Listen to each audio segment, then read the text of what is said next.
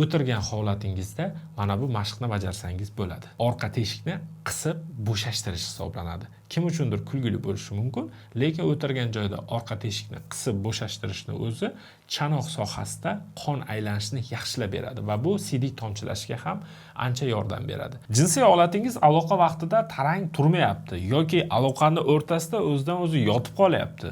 Yoki ayrim holatlarda bitta jinsiy aloqadan keyin ikkinchi jinsiy aloqa uchun umuman taranglik yetishmaydi. Demak, bugun sizlar bilan taranglik haqida gaplashamiz. Jinsiy holatni qanaqa qilib uy sharoitida tarang qilishni siri haqida aytib o'taman. Videoni oxirigacha ko'ring. Albatta ma'lumotlar sizlar uchun juda ham qiziq bo'ladi.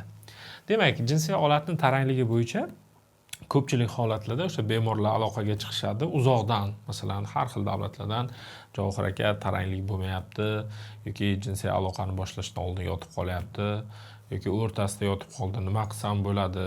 Endi ko'pincha holatda dori darmon olish imkoniyati ayrimlarda bo'lmaydi. Va shunaqa holatda uy sharoitida bu narsaga yechim qilamiz. Demak, albatta yechim qilishdan oldin bu muammoni o'zi nima hisobidan kelib chiqqanligini ozgina o'tirib o'ylab ko'rish kerak. Demak, jinsiy holatni tarangligi bilan bog'liq muammolar asosan ikki xil turga bo'linadi. Birinchi tur bu psixogen, ya'ni muammo miyada. Ikkinchi tur esa bu organik muammolar, ya'ni tanada. Masalan, turli xildagi yondosh kasalliklar, qon aylanishida buzilishi, shunga o'xshagan holatlar. Demak, ularni uy sharoitida farqlab qanaqa qilib yechimlar qilishini batafsil tushuntirib beraman. Birinchisi, agar sizda jinsiy holatingiz aloqadan oldin tarang turmasdan qoldi yoki tarang turib o'rtada yotib qolyapti, birinchi navbatda psixogen ekanligini bilishingiz mumkin. Nima belgilar orqali? Psixogen erektil disfunksiya doimo birdan boshlanadi. Ya'ni sizda holatingiz uzoq vaqt davomida yomon bo'lib pastga kelmaydi. Ya'ni ertalab ereksiya bor edi, turishlari zo'r edi, aloqa zo'r edi, lekin qaysidir paytda jinsiy aloqa qilaman desangiz birdan turmay qoldi. Va o'sha bu sizga psixologik udar bo'ladi. Psixogen erektil disfunksiya, ya'ni xuddi mana shunaqa juda ham tez boshlanadi. Ya'ni bu psixogenmi yoki emasmi, dastlab o'ylab ko'rish kerak. Nima holat bo'ldi, sizni kuchli stressga soladigan yoki qanaqadir qo'rquvga soladigan yoki sizda qanaqadir vahima holatlari bo'lmayaptimi? Mana shularni o'ylab olish kerak. Va yana e'tibor berish kerakki, ertalab uyqudan turgan paytda ereksiya bormi? Ya'ni qo'zg'alish yoki qanaqadir bir erotik filmlar ko'rilgan paytda o'zi tinch bo'lgan vaqtda tarang turishi zo'r bo'ladi-da, lekin jinsiy aloqa qilaman degan paytda taq etib yotib qoladi. Demak, bu aytayotgan ta'rifim ko'proq psixogen erektil disfunksiyaga taalluqli hisoblanadi. Demak, endi organik erektil disfunksiyani aniqlash uy sharoitida birozgina murakkabroq, lekin taxminan nisbiy o'lchovlar orqali aniqlasak bo'ladi. Qanaqa bo'ladi? Bemorda qanaqadir qo'shimcha ikkilamchi muammosi bo'ladi. Ya'ni, masalan, saharniy diabet, qandli diabet. E'tibor bering, ko'p suv ichmayapsizmi? Og'zingiz qurimayaptimi? Kechalari ko'p hojatga chiqmayapsizmi? Oldingiga nisbatan vazn tashlamayapsizmi? Agar shu holatlar bilan birga jinsiy zaiflik kelgan bo'lsa, demak, katta ehtimollik bilan sizga darhol urolog androlog va urolog androlog agar diabetni aniqlasa, demak, endokrinolog ko'rigi zarur bo'ladi. Keyingi masala, yurak qon tomir sistemasida muammolar yo'qmi? Birinchi e'tibor beradigan narsa bu yurak kasalliklari, qon bosimi kabi muammolar yo'qmi? Agarda sizda davleniyangiz chiqsa, yurak sohasida og'riqlar bo'lib tursa, pulsingiz o'zidan o'zi tez urib ketsa, ozroq yursangiz hansirab qolish kabi holatlar bo'ladigan bo'lsa, demak, yurak qon tomir tizimidagi muammolar hisobida sizda tarangligi past bo'lishi mumkin. Bundan tashqari, yana jinsiy holatni ushlab ko'rish orqali ham muammolarni aniqlasa bo'ladi. Jinsiy holatni paypaslab ko'rganingizda, agarda unda qanaqadir qattiqroq narsani his qilsangiz, demak, u yerda chandiqli jarayon bo'lishi mumkin. Demak, bu ham organik muammolardan bittasiga kiradi. Xo'p, demak yuqorida aytib o'tgandek, biz qand kasalligiga to'xtaldik, yurak qon tomir, jinsiy holatni o'zimiz ko'rdik. Bundan tashqari tuxumlarni ham ushlab ko'rish kerak. Tuxumlarda ham agarda juda ham katta varikoz tomirlar bo'lsa, demak bu insonni venoz tizimidagi muammolar hisobidan ham zaiflik holati bo'lishi mumkin. Endi qachon gormonal o'zgarishlarga bog'liqlik joyi bo'lishi mumkin bo'ladi? Ko'pincha holatda testosteron pasayishi yoki boshqa ayollik gormonlarni ko'payib ketishi, agarda sizda xohish muammosi ham pasayib ketgan bo'lsa va tuxumlaringizni o'lchami kichkina bo'lsa va shu holatda taranglik kamligi bo'ladigan bo'lsa, demak bu yerda gormonal faktorlar ham bo'lishi mumkin. Endi men juda ham ko'p sabablari bor. Qisqagina uy sharoitida nimalarga e'tibor qilish orqali buni aniqlashni o'rgatdim. Endi buni qanaqa qilib yechamiz? Muammo, yechim. Birinchi navbatda psixogen erektil disfunksiya. Eng asosiy tinchlanish kerak. Ya'ni fokusni jinsiy aloqada faqat jinsiy aloqani o'ziga qaratish kerak. Ong ostiga turli xildagi fikrlarni kirib, xayoldan chiqib ketishiga yo'l qo'ymaslik kerak. Demak, buning uchun nimalarni bajarish kerak? Eng zo'r anti-stresslardan bittasi bu sport. Ham testosteronni ko'taradi, ham anti-stress. Yoki o'zingiz sevgan mashg'ulotni qiling. Kimdir PlayStation o'ynaydi, kimdir misol uchun namoz o'qiydi, kimdir kitob o'qiydi. O'zi uchun meditatsiya, ya'ni miyasini tinchlantirib, ma'lum bir nuqtaga yo'naltirishga harakat qiladi. Qo'shimcha ravishda, masalan, o'sha psixologik jihatdan tinchlanish uchun oddiy, masalan, magniy B6 larni iste'mol qilsa bo'ladi, o'sha profilaktik dozada, ma'lum bir muddatda, deylik 1 hafta, 10 kun, 2 hafta o'sha holatda yaxshi bo'lib olguncha.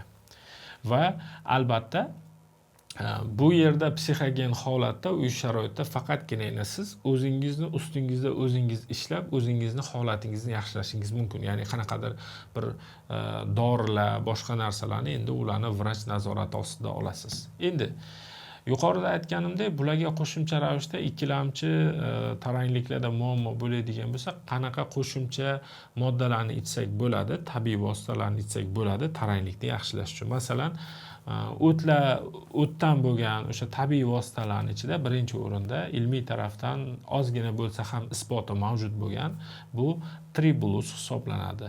Tribulus bu ko'pchilik o'sha aptekalarda ham bor yoki o'sha amerikanskiy vitamin sotadigan joylarda ham bo'ladi.